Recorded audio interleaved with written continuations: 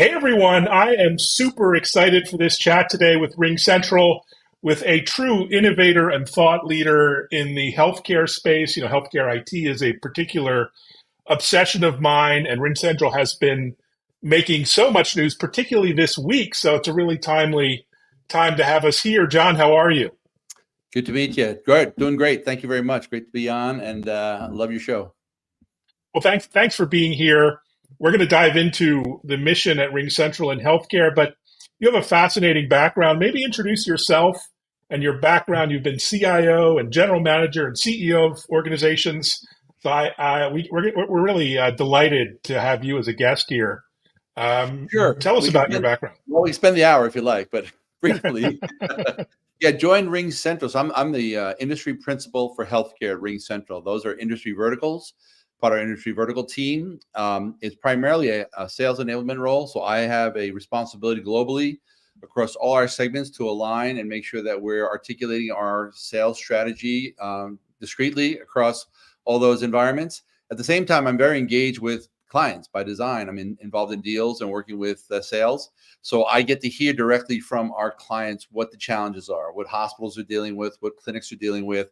And then I take that information, I act as kind of the voice of the customer back to our marketing and product development teams as we build our strategy in healthcare. So I love the role. It's a pivot role, leveraging my experience both operationally in being a customer as well as my work directly with sales. I joined the company in June of 2020, right in the middle of the lockdown at COVID. So I met the whole team through our remote tools, which was kind of neat. They just shipped me a lot of stuff and I plugged in. Before that, I spent 7 years at Gartner Research. I was what's called an executive partner. That is an ex-CIO they hire to be consultants to their current client CIOs. You have the full range of the Gartner Research canon, and then you bring your personal expertise as well to that. So every month I'd meet with 20 to 25 CIOs and talk about digital transformation, talk about CRM tools, talk about transformation of the workforce and the staff. And so my portfolio is probably 50% healthcare, payer, provider, et cetera. So I really got to see the challenges from a kind of omniscient point of view of the theory of change, and then how the challenges of healthcare, being a historical laggard in IT. They love tech, but IT is something they adopt very slowly. So watching that world evolve made my move to Ring exciting because I saw an agent of transformation, right? Ringcentral's core fabric becomes a very powerful agent that I think can have an enormous impact on healthcare, which I'm sure we'll get into. Prior to that, I was in New York, just ran a small startup for just about a year and a half, was president of a company. But then prior to that, it's been 5 years on the West Coast in Seattle as CIO at Delta Dental of Washington. So I was a buyer side, ran a team, ran a data center. Ironically, was there during the cloud evolution to storage. So I was there when AWS and Azure first came out, reluctant adopter at that point in time. Very similar, I see very similar activity happening right now in the communications world, right? The cloud is here, it's coming, it's just a matter of time. And so we're excited about what we can bring to this market. And then you mentioned GM, that was my Microsoft time back in the day, and started in telecommunications. Right after my military service as an officer in the Air Force, I was in telecommunications for about a decade in the 90s, without dating myself, doing all kinds of internet and technology in that space, which was a crazy market. But great to be here today. Well, wonderful to have you, and thank you for your service in the Air Force. You know all about mission, clearly. What is the mission of Ringcentral in healthcare? What is the value proposition at a high level? Well, if you look at our intelligent connected experiences is really what we want to do is create an environment where, again, your communications are becoming a utility, right? You plug into a partner in the cloud, and now you can actually exercise the work you need to do, having all the communications at your disposal through a service model and through the services offered by that partner. So whether it's voice, video, messaging, or faxing, whether it's contact center, collectively centralization of care, or whether it's working directly on reshaping how you do care, how you manage administration. All those elements we think can be done in a consolidated, centralized way, and then offer a ton of optimization in the process. So we as Ringcentral are innovators in obviously leaders in the pure UCaaS cloud space and CCaaS space. We see ourselves as innovators as well. You just talked about a number of our product releases. We bought an AI company a while ago, so we're AI centric in all our next generation of tools. And I believe all those provide incredible options for the healthcare marketplace. The challenge is getting to them, adopting them, using them, and then transforming the requisite workflow that makes really powerful change in the healthcare space. Change is good. Change is much needed as in healthcare, as you know better than I. Sure. And one of the drivers for adopting Ringcentral is staff productivity. Staff is so overloaded these days, and you're able to talk about things like 50% increase in staff productivity. How are you able to demonstrate that? That's a pretty spectacular outcome from deploying leading edge tech. What's driving the change there? Well, in some of the more simple cases, for example, a contact center agent, for example, who's answering calls so long, being able to intelligently route calls and being able to more quickly answer and get information to a patient, or even to take that call from a human call to an automated call, drives a ton of productivity and cost takeout within that very simple structure. And when you're getting 1 million calls a month at a big, large enterprise, they can add up very quickly in terms of cost models. We've done case studies around things like, if you can, right now today, I'll give an example. 85% of providers still use faxes today, which is interesting. Shocking. These are all MGMA statistics. 55% of referrals are using fax machines today in providers. That's a primary care provider saying you need to see a specialist, and this is a revenue generation. So when you offer that next meeting, that's going to be a specialized doctor or nurse or a practitioner. So that's going to be a high revenue item for a provider environment. Of those, 45% fail because it's not a closed loop scenario. It's just the fax that goes into the Ethernet or into the world, into the ether, and then it never goes anywhere. Just adding, say, 10% reduction in those failures, putting a closed loop system around your digital fax environment, moving that quickly, or even moving that all to maybe a messaging system, gives you incredible opportunity to drive revenue because your referral churn goes down. Your referrals that get accomplished successfully go up. You get more scheduled appointments for specialists. At the same time, you operate in a much more clean environment on the cost side. So we've done a number of kind of these small case studies, but because in healthcare they're done over and over again, millions of times, they create incredible return on investment. So to your point on productivity, just getting getting cleaner environments around executables today provide value right off the board. So we look at it and there's also a consolidation option there. That productivity from just optimization is one element of it. But more creatively, and this is where it gets interesting, when you talk about digital transformation, the productivity of changing the way the workforce, the care professionals, and patients collaborate, taking a true collaboration environment off the administrative side, but also using it linked to the care side, is a very powerful option. And to start to recreate workflows on care delivery, including remote care delivery, like telehealth and remote patient monitoring, for example, gives incredible options to think about how to be more productive, whether you're in behavioral health, whether you're in hospital systems, whether you're in clinics, and understanding how those workflows are today, what those limitations are, and what those limitations get released from when you move to a cloud or an agile fabric. Gives you a really powerful option for productivity. So that's what we're starting to see from our clients. So you see increased call answering rates, for example. You see decreased costs. You see a much more satisfied workforce. All those things come to play because you've got flexibility and they all drive productivity in their own way. Brilliant. Well, it's a virtuous circle, as they say. And let's drill down on staff satisfaction. It's no secret that healthcare workers of all stripes are under tremendous pressure. They're kind of overwhelmed. There's a lot of burnout, a lot of exhaustion from the pandemic. How can you, increase staff satisfaction through technology? I mean, is it the ease of use, the user experience, these sorts of things? What else? Well, I think the first critical thing for us is security, HIPAA compliance, right? To be able to redesign care, you need to have secure tools to do so. And so the one thing about all our services, every element I mentioned to date, all the functionality we have to date, they're all HIPAA compliant, high trust certified environments. We have a whole compliance engine on a site where you can go to on our website that talks to all our compliance. You see copies of everything. So that inclusion, signing VAAs as part of our agreements with clients is all critical, so that now you can start to find where you actually deploy care, where care providers are. If you look at what has happened with a lot of these clinics, they've expanded very quickly. If you look at, say, clinics alone as one subset, that aggregation of doctors and specialists into a centralized group, but now with, say, instead of 20 clinics, 50 clinics, the geography gets very complex.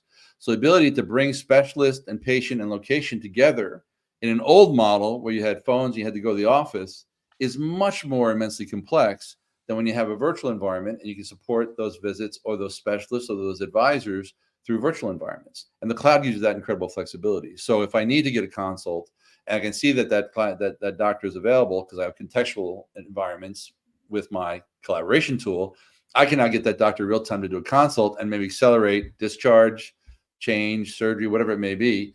We have clients doing things like virtual rounds where an internist on the floor of the hospital will get a specialist on a video call and they'll jointly do rounds with patients in orthopedics or something else. So those kind of opportunities to grow are incredibly powerful.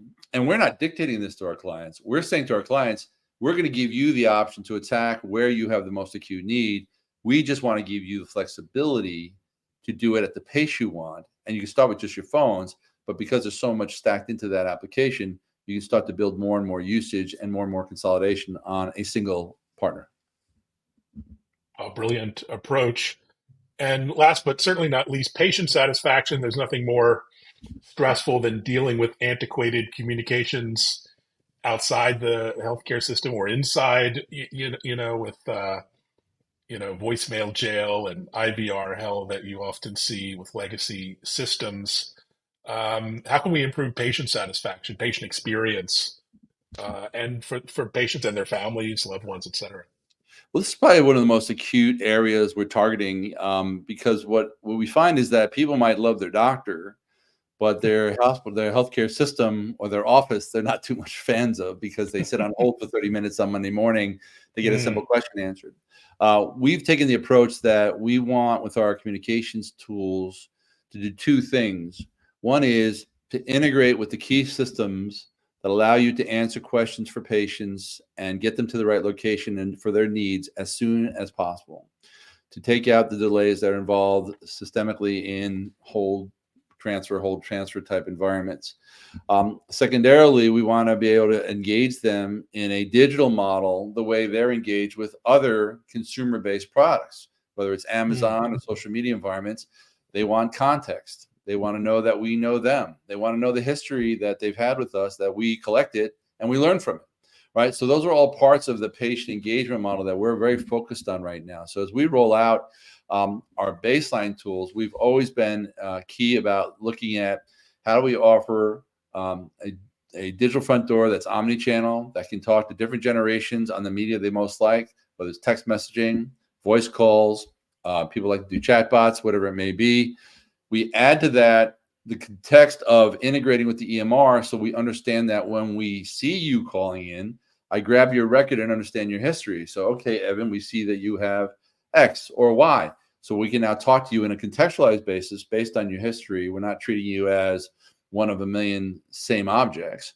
And then thirdly, as AI gets smarter, we start to listen to the call and understand what's happening real time and where to direct that conversation and where it goes to make that engagement the most optimal possible. And that's where we're bringing all three layers together with our investment in AI, our aggregation tools around being the digital front door, and our integrations with EMRs to bring that context to the conversation. Brilliant approach. So you work with so many healthcare systems and providers. Can't talk about them all, but there's one in particular you've done some press releases with, Sun River Health. Maybe who are Sun River Health, and kind of what have they deployed with Ringcentral? Well, they've deployed our contact center and a unified communications. What we found at Sun River, they're a great organization. They're a federally qualified health center, so they really serviced poor communities. So it's critical that they get costs managed well for that environment. They're dealing with a lot of patients in Medicaid, for example. So we were able to provide them a system that allowed them, first of all, to answer all the calls they had. Their call answer rate went up to 97% from, say, the Wow. mid 70s. And that was critical because these patients probably may have struggled getting access to the carrier or to the care provider. So it was key that we focused on quality of the network we provided to them to answer the phones for the patients out there. Secondarily, they found costs came down because being able to kind of manage their distribution calls and their workforce, they were able to make the calls cheaper, reduce the time on the phone, and answer more calls. So the aggregate cost model to answer, say, 1,000 calls went down on a per group basis. So that allowed them to overall have cost savings in their network alone.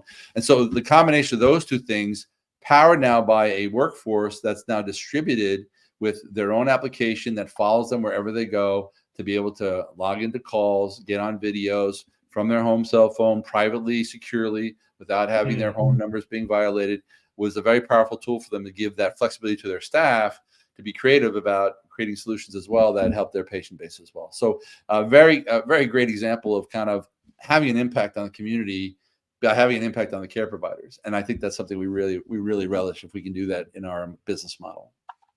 So well done. So in terms of other providers, you've done a lot of work in the dental space with Yes. Heartland Dental. So you're dealing with very large distributed offices, networks of offices. What was a deployment like that, where you have dozens, hundreds of different offices Well, and yeah, there are 1,400 intercommunication? offices for Heartland. Wow. They're enormous. The largest DSO in the country. That's Dental Service Organization. They aggregated and I think you're growing about 150 clinics or dental offices a year. Incredible Wow. growth rate. So obviously the ability for us, just first and very simply, the cloud's ability to adopt a new office without having to put infrastructure in place, put things, you might want to put a physical phone in place, but beyond that, everything else is deployed seamlessly through the cloud. You can basically load up, add a new office, add the numbers real time, and it's all in the cloud. So as long as you have an internet connection to that office, guess what? You now have a phone system. And that's incredibly powerful when you're growing 150 offices that historically might have been on 5 different carrier environments and handsets and all that stuff. We can aggregate that very quickly. So that first is the power of the cloud for growth is the first thing. Now that we've seen kind of these industrialized sites like leaders like Heartland, what we're seeing now is kind of a management of call volume in the aggregate. So because we have a contact center solution and a UC solution, so think of contact center as centralized, scaled agents on the phone all day long answering calls. And then at the same time, your local dentist wants to seem to you like they're answering your call right there at their office. They want to be very community-based. They want to make sure that they're answering the call to patients they've had for decades, and they don't want to become a machine that's impersonal. So the ability to really, again, understand where those calls are and what they're going. Again, many patients want to just schedule an appointment, and they don't necessarily need to talk to a doctor or a nurse to do that, or a dentist or a nurse to do that.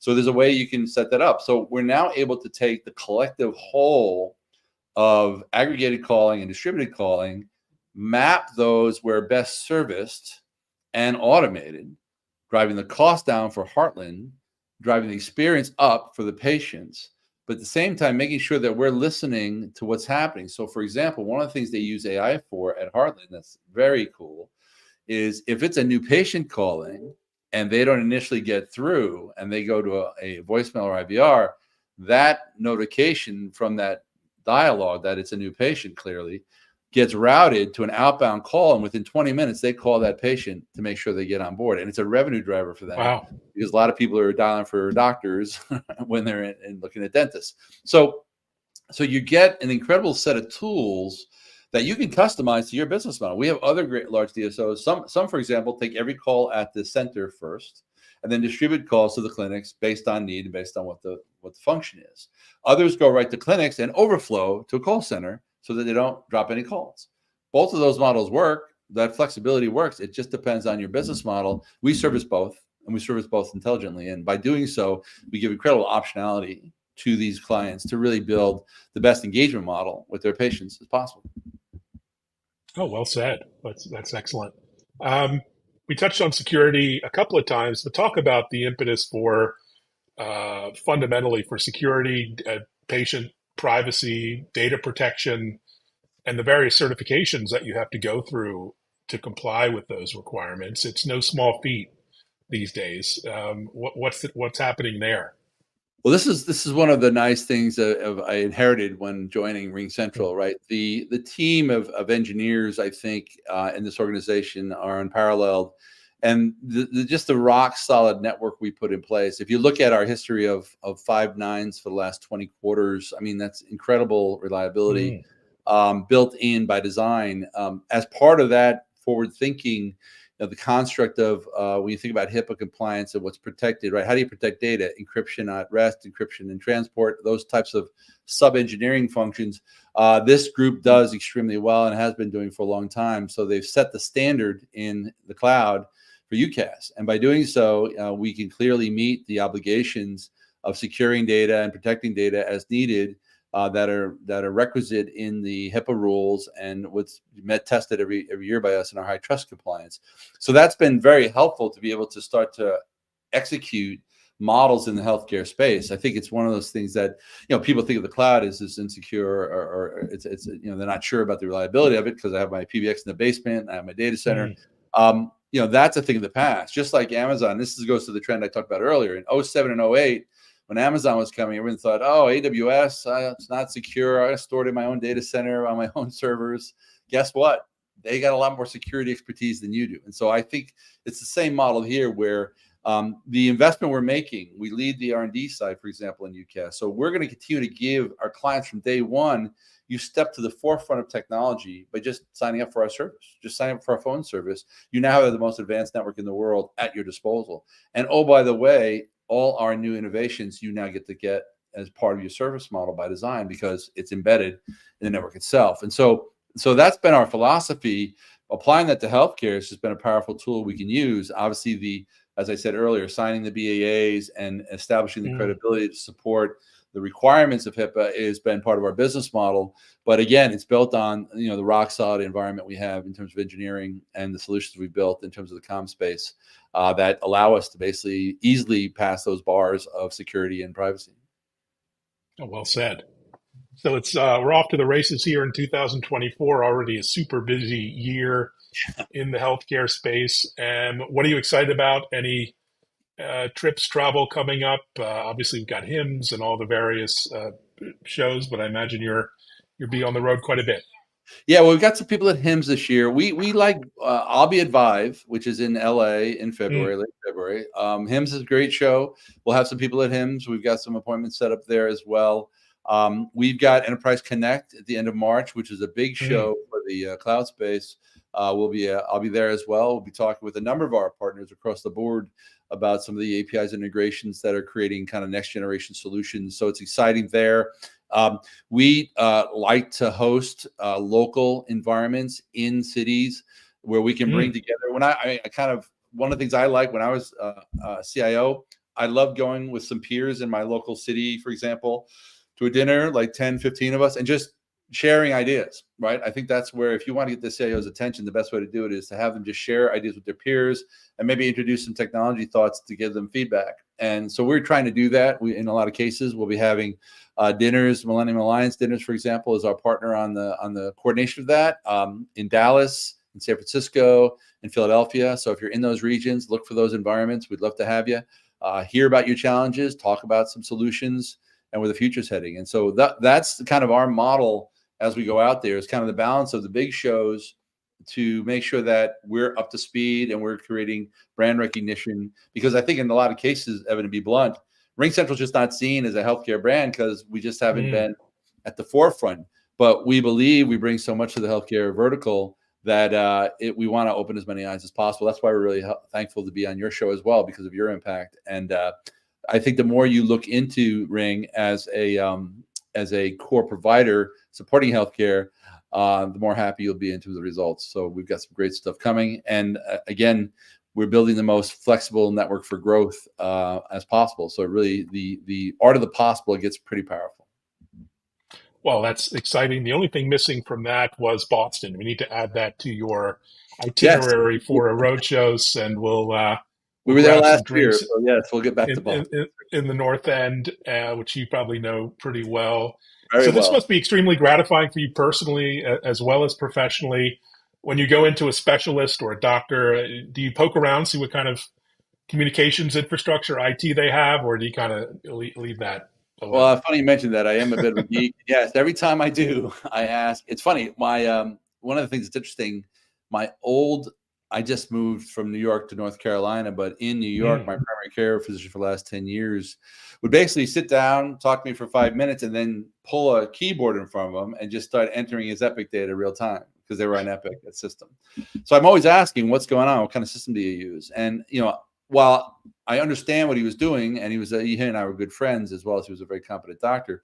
The fact that Epic kind of got in front of us and became the center of the discussion, right, answering all the Mm. questions that the protocol prescribed as part of the visit was kind of interesting. I think what we're really seeing with healthcare is as communications and IT is really catching up to care, we're going to allow doctors to do what they do best, which is talk to patients and spend time with patients, right?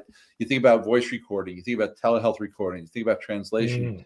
right? We want to give the doctors, and again, the one thing we haven't even covered, Evan, is with this new technology now, you can, if you'd like, capture all of it, right? Every call, every Mm. communication environment you have, every message can be correlated and integrated into a history for that patient. So now not only do you have the doctor's perspective based on what he or the nurses remember entered into Epic in the notes, you now could have the entire history of interaction with that patient, what they said, what you said, highlights, as well captured as a composite of that health record. So now it's the patient's point of view brought to life real time. And I think what you're seeing communications is that future, is that as we start to understand, record, and capture, we want to know the history. If you were on a chatbot for 5 minutes and transferred, or when IVR to chatbot and then chatbot to agent, we're collecting all that data. We want to know that you spend 10 minutes with our chatbot before you're on the agent because it's important for your experience. If you don't, then you're blind to that. And that's where we see we're adding a ton of value. And I think when you get to actual care and care management, telehealth and in-house sessions over time will all be captured real time. And that technology is out there. It's everywhere, right? Nuance and others are thinking through that with Epic, right? How do we start to capture the voice of the patient real time and then understand care delivery and care continuity using that data, and then analytics on top of that? And of course, AI is the advance of that too. So the whole concept of taking the content of communications into the equation of analytics and data pools, for example, is a whole next generation of care that we haven't even scratched the surface of yet. Wow. Well, speaking of scratching the surface, that was quite a mic drop moment. We saved that for the end. I suspect I could wind you up and you could go on for like a couple hours here. Your enthusiasm is really infectious. But thanks for joining and just sharing a Yeah. little peek behind the curtain. And I'm sure we'll meet up at one of the many events this year. Thanks, John. Thank you for the platform, Evan. Great to talk to you. Take care, everyone. Stay safe.